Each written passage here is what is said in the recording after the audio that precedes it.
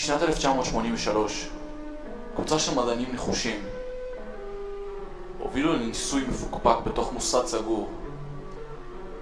למדענים הייתה תיאוריה שבן אדם ללא גישה לחושים או דרכים לקבל תגובה תהיה אפשרות לקבל את נוכחותו של אלוהים.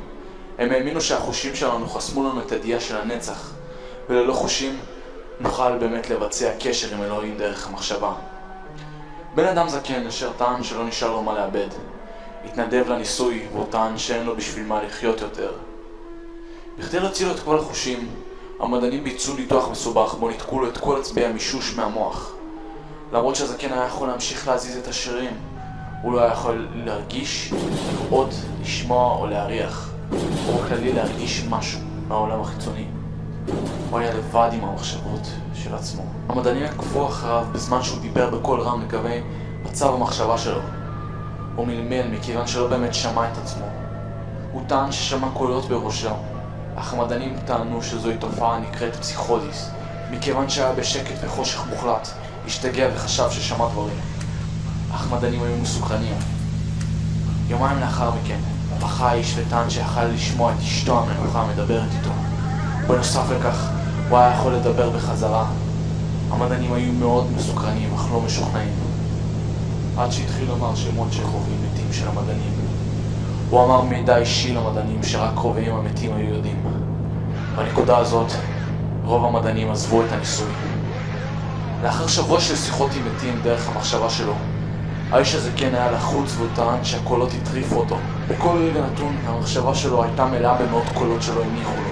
הוא זרק את עצמו לקיר מספר פעמים בניסיון נואש להרגיש משהו בעולם החיצוני, למרות שלא ראה, שמע או הרגיש.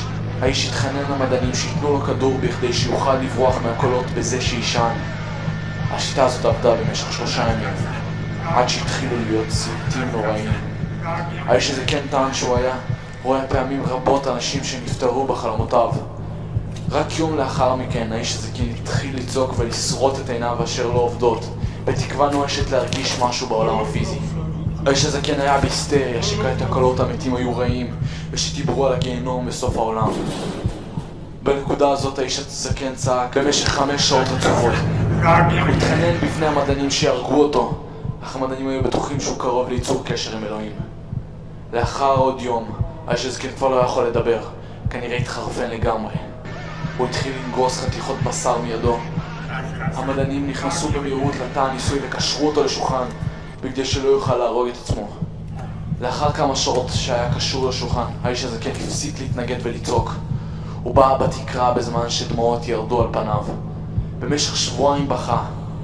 האיש הזה כן התייבש במהירות בגלל שבכה כל כך הרבה, והמדענים היו צריכים להזרים נוזלים לדמו בכדי שלא יוכל למות. לבסוף הפנה את ראשו, ולמרות שהיה עיוור, הוא עשה קשר עין עז עם אחד המדענים בפעם הראשונה בניסוי, ונחש, עשיתי קשר עם אלוהים, והוא נטש אותו.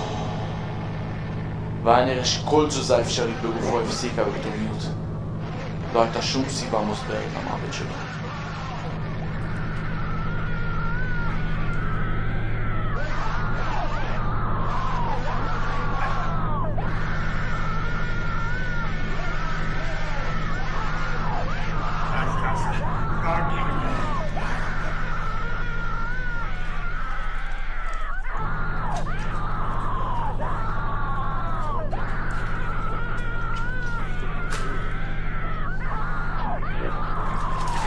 L'ultima opzione.